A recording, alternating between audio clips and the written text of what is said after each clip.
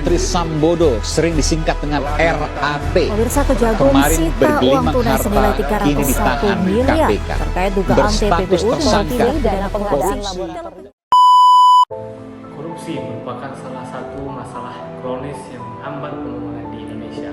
Berdasarkan Indeks Persepsi Korupsi yang dirilis oleh Transparansi Internasional, posisi Indonesia dalam beberapa tahun terakhir menunjukkan fluktuasi yang mencerminkan tantangan besar dalam memberantas korupsi.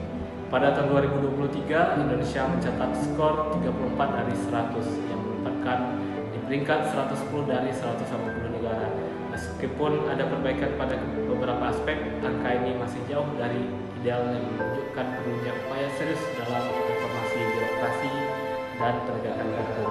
Beberapa pengungkapan kasus besar yang berhasil ditangani oleh Kejaksaan, di antaranya kasus Jiwasraya pada tahun 2020 yang menyebabkan kerugian negara hingga 16,8 triliun.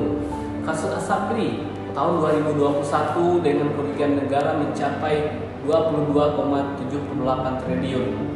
Kasus BTS 4G Kementerian Kominfo tahun 2023 yang merugikan negara hingga 8 triliun rupiah. Kasus PT Timah yang merugikan negara hingga 300 triliun rupiah. Kasus BLBI yang merugikan negara hingga 138 triliun rupiah. Penyerobotan lahan PT Duta Palma Group yang kerugiannya sangat fantastis hingga suap hakim dalam kasus Ronald Tanur senilai 1 triliun dan 51 kg emas. Meski Kejaksaan telah menunjukkan peran signifikan dalam penanganan kasus besar, tingkat korupsi di Indonesia tetap menjadi tantangan serius. Upaya pemberantasan korupsi memerlukan pendekatan yang lebih komprehensif, termasuk penguatan penegakan hukum, reformasi birokrasi, peningkatan transparansi, dan pemberdayaan pengawasan masyarakat tentunya. Korupsi memberikan dampak besar pada berbagai sektor di Indonesia. Sektor ekonomi, korupsi mengurangi efisiensi penggunaan anggaran negara yang seharusnya digunakan untuk sektor-sektor penting seperti pendidikan, kesehatan, infrastruktur, namun justru diselewengkan oleh oknum tertentu. Ini menyebabkan berkurangnya dana untuk pembangunan dan menghambat investasi di Indonesia. Dampak sosial korupsi memperburuk ketimpangan sosial, menghambat akses masyarakat terhadap layanan dasar, dan menurunkan tingkat kepercayaan terhadap pemerintah.